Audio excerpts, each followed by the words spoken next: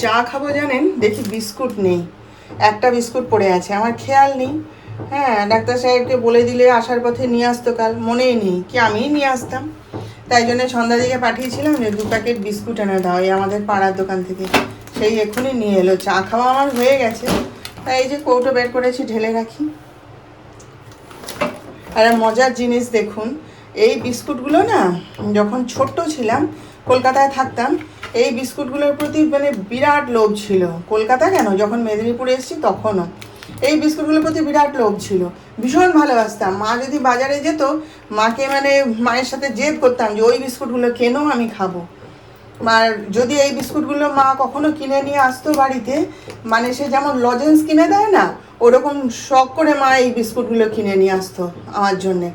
আর আমি মানে মুঠো মুঠো খেতাম, মানে সেরকম হলে মানে আমি দুপুরবেলা চুরি করে কৌটো থেকে বিস্কুট বের করে নিয়ে খেতাম। এত ভালোবাসতাম এই বিস্কুটগুলো। মা বলতো, বলে কি তুই স্বাদ পাস রে এই বিস্কুটগুলোর মধ্যে, যে তুই এগুলো দিয়ে সবসময় এরকম হ্যাংলামো করিস। অসম্ভব ভালোবাসতাম। যে আর আজকে আমার কপাল দেখুন, এই বিস্কুটগুলো ছাড়া আমার আর বিস্কুট খাওয়ার কিছু নেই। সে কথাই বলছিলাম এখনই সন্ধ্যাদিকে, যে দেখো আজকে কত রকমের বিস্কুট আছে, বাড়িতেও আসে, অথচ এই বিস্কুট ছাড়া অন্য কোনো বিস্কুট আজ আর আমি খেতে পারবো না। এই হচ্ছে পরিহাস, বুঝলেন। যে দেখুন জলখাবারে বানালাম পোহা, যিশুকেও দিয়ে এসেছি। যিশুকে এর উপর একটুখানি চানাচুর ছড়িয়ে দিয়েছি, দিয়ে খাচ্ছেও। আগে তো চা বিস্কুট দিয়ে তারপরে পুজো করতে গেছিলাম, তারপরে এখন এসে জিজ্ঞেস করলাম, বলে হ্যাঁ খাবো, তো ওকে দিয়ে এসছি। আর এই যে আমি আর চানাচুর লাগবে না, আমি এটা দিয়ে চা দিয়ে খেয়ে নেবো। পূর্বাস লাইফস্টাইলের নতুন ব্লগে আপনাদের সবাইকে স্বাগত জানাচ্ছি। আশা করি আপনারা সবাই ভালো আছেন। এসিটা একটু চলছে, চলুক, একটু আওয়াজটা একটুখানি মানিয়ে নেবেন, কারণ যা গরম লাগছে না, দাঁড়াতে পারছি না। এই মাত্র পুজো দিয়ে উঠলাম, তো এই জলখাবার খেলাম, পুজো দিয়ে উঠে জলখাবার খেলাম আর কি, মা বেটা দুজনে। আর ডাক্তার সাহেব তো মুড়ি চিনি জল খেয়ে দৌড়ে বেরিয়ে গেল, সেখানে মিস্ত্রি এসছে, সে তাকে বারবার ডাকছে, ফোন আসছে, সে বেরিয়ে গেল দৌড়ে। তা বলেছি তো তাড়াতাড়ি খেতে আসতে, এখন জানি না। আজকে সকাল থেকে মানে আমারও শরীরটা ভালো নেই, ডাক্তার সাহেবেরও শরীরটা খারাপ, আর আমারও ভালো নেই বলতে কি, মাথাটা প্রচুর যন্ত্রণা করছিল। এই চান করে উঠে একটু চা খেতে আবার তবে একটু ছাড়লো। সকালবেলা জানেন তখন এই 7টা 10 এরকম হবে, মানে কী হয়েছে বলুন তো, হঠাৎ মানে শুয়ে আছি। আমি তো 7:30টার আগে ঘুম থেকে উঠি না, কারণ 7:30টায় ঘুম থেকে উঠলেও আমার কোনো কাজ থাকে না, সবাই ঘুম থেকে উঠবে, কাজের লোক আসবে, তারপরে তো ওই চা খাওয়া পেপার পড়া, ওর জন্যে আমি উঠি না, আমি একটু 7:30টার পরে উঠি। তো এরকম ঘুমটা তখনও ভাঙেনি, হঠাৎ যেন মনে হলো মুখের উপর ধড়াম করে কেউ একটা যেন মানে বাড়ি মারলো, বুঝলেন তো। ঘুমের ঘরে আছি তো, মনে হয় যেন মুখের উপর সপাটে কেউ একটা বাড়ি মারলো। ধর্মর করে উঠে বসছি, উঠে বসে এদিক তাকাই ওদিক তাকাই, বুঝতে পারছি না, ধাতস্থতে টাইম লাগবে। তো আমি বলি কী হলো ব্যাপারটা, ঘড়ির দিকে তাকিয়ে দেখি তখন 7:20। আমি বলি কী হলো, কিসে আওয়াজ হলো এরকম, মানে এবার ডাক্তার সাহেবেরও ঘুম ভেঙে গেছে, তাকিয়ে দেখছে আমাকে, কী ব্যাপারটা হলো, ওরকম হুড়মুড় করে উঠে বসলাম। তারপরে বুঝলাম যে ওই আমার পাশের বাড়ি ভাঙা হচ্ছে, মিস্ত্রি এসে গেছে, ভাঙা হচ্ছে। কী অবস্থা, সেই যে ওরম ধর্মর করে উঠেছি তো, ওই ওই ওই জন্যই মাথাটা যন্ত্রণা করছে। হুট করে উঠে পড়লে এরকম হয় না, মাথা ছিঁড়ে যাচ্ছিলো যন্ত্রণায়। তারপরে ডাক্তার সাহেব বলেন স্নান করো, তো স্নান করতে তারপরে একটুখানি, তাও ছাড়েনি, তারপরে একটুখানি ওই চা খেলাম, দুধ চা খেতে এখন দেখছি ছেড়ে গেছে, ভালো লাগছে। মানে এক দেয়ালে বাড়ি হলে না, এই হচ্ছে সমস্যা, বুঝলেন তো। অনেক কিছুই সহ্য করতে হয়, কিছু বলার থাকে না, কি করব। তো যাই হোক, চলুন আজকে দিনটা শুরু করেছি তো অনেকক্ষণ আগেই, এখন থেকে আপনাদের সঙ্গে গল্প করা শুরু করলাম, আপনারা সঙ্গে থাকুন দেখতে। এবারে মাসি অনেকগুলো ঝিঙে দিয়ে দিয়েছিল, বুঝলেন তো। সেই জন্য ভাবলাম যে ঝিঙেগুলো পড়ে আছে, আজকে এগুলোকে দিয়ে পোস্ত বানিয়ে ফেলি। এই যে ঝিঙে আর আলু কেটে নিয়েছি, আর এই যে একটু আগে কালুর দোকান থেকে এই যে পোস্ত নিয়ে এলাম, 50 টাকার পোস্ত নিয়ে এসেছি। তো ঝিঙে পোস্ত করবো, এর থেকে একটুখানি ওদের আলু পোস্তর মধ্যে দিয়ে দেবো, কারণ যিশু তো খায় না, ডাক্তার সাহেব খাবে ঝিঙে আলু পোস্ত, আর আমার জন্য একটুখানি প্লেন ঝিঙে পোস্ত করে নেব। এই যে কেটে রেডি করে নিলাম, এবার চলুন রান্নাটা করে ফেলি।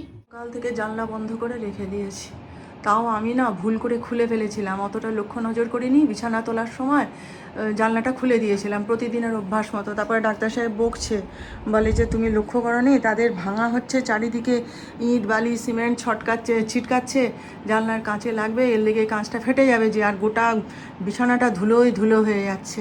আমি বলি তাই তো, লাগিয়ে দাও। দেখুন ভোর থেকে আজকে মানে সকাল থেকে আর জানলা খুলতে পারিনি। কি করব, ওখানে কাজ হচ্ছে, এখন কাজ যতক্ষণ না শেষ হচ্ছে জানলা খোলাও যাবে না। এই হয়েছে জ্বালা, বুঝলেন তো। আর আমি না সকালবেলায় উঠে জানলা দরজা না খুলে থাকতে পারি না, আমার কীরকম যেন মানে নিঃশ্বাস বন্ধ হয়ে আসে জানেন। তবু যা হোক এসিটা চলছে, সেই জন্যে আর কী করব, ঘরের ভিতর অন্ধকার হয়ে আছে, লাইট জ্বেলে জ্বেলে এমনিতেই কাজ করতে হয়, আরও করতে হচ্ছে। একসঙ্গে থাকার এই জ্বালা, বুঝলেন তো, অনেক কিছুই মানিয়ে গুছিয়ে চলতে হয়। দেখুন ঝিঙে পোস্ত আর একটু পাঁপড় ভাজা করে নিলাম, আর এই যে কলমি শাক ভাজা, এই আজকে আমাদের খাবার। আর এই তো ভাত আছে, আর ওদের জন্য ডাল আলু পোস্ত করে দিয়েছিলাম। যিশু আর যিশুর বাবার খাওয়া হয়ে গেছে। ডাক্তার সাহেব আজকে কথা শুনেছে, সময় মতো এসেছে, 1:30 থেকে 2টোর মধ্যেই এসে গেছিলো। এসে খেয়ে দিয়ে আমি বলি যাও চুপ করে গিয়ে শুয়ে পড়ো, তো ওই সোফার উপর শুয়ে আছে। আমি এবার এই যে চান করতে গেছিলাম, দেখি অঘরে ঘুমাচ্ছে, পর্দা টর্দা সব টেনে দিয়ে ঘর অন্ধকার করে দিয়ে এলাম। আমি বলি কেউ বেল বাজালেও উঠবে না, কেউ ডাকলেও উঠবে না, আর ফোন তো ধরবেই না, ফোন কেড়ে নিয়েছি। ফোন এ ঘরে রেখেছি, আমি ফোন বাজলে আমি ধরবো, তুমি একদম ঘুমাও যাও। ওর ঘুমের অভাব হয়েছে, বুঝলেন তো, ওই জন্য এরকম শরীর খারাপ হচ্ছে। তো যাই হোক, এবার আমি খেয়ে নিই, যিশুকে খেতে দিয়ে চান করতে গেছিলাম। তো চলুন, হ্যাঁ, পরে আবার বিকেলবেলায় আপনাদের সাথে নেই। তো চা করতে তো এসছি, একটুখানি আবার কালুর দোকানে গেছিলাম। এই যে একটা বিস্কুটের প্যাকেট নিয়ে এলাম ওদের বাপ বেটার জন্যে। হ্যাঁ, ওবেলায় তো আমার সুগার ফ্রি নিয়ে এসছি, তাই এবেলায় আবার একটা নিয়ে এলাম ওদের জন্য, নইলে আমার সুগার ফ্রিটাই সবাইকে খেতে হচ্ছে বাধ্য হয়ে, সেই জন্য নিয়ে এলাম। আর পাপু যিশু একটুখানি ওই অরিও বিস্কুট বারবার বিস্কুট খেতে চেয়েছিল, সেই সব নিয়ে এলাম। আর এই যে দেখুন আজকে আমার সাথে সবাই মিলেই নিরামিষ খেয়েছে। তো এই বেলাটাই বা কেন আর বাদ যায়, ওই নিরামিষ দিনের জন্য সমস্ত আমার আলাদা করা থাকে, আর সন্তোষী মায়ের জন্যও আলাদা করা থাকে। তো সেইগুলো সব বের করে এই যে গুছিয়ে রেখেছি, কণা আসবে এসে, তাহলে ওর আর অসুবিধা হবে না, এইগুলো দিয়েই আজকে রান্না করবে। এই যে কড়াই ধুয়ে রেডি করে রেখে দিয়েছি, আর টেবিলে কী কী রান্না হবে সব রেডি করে রেখে দিয়েছি।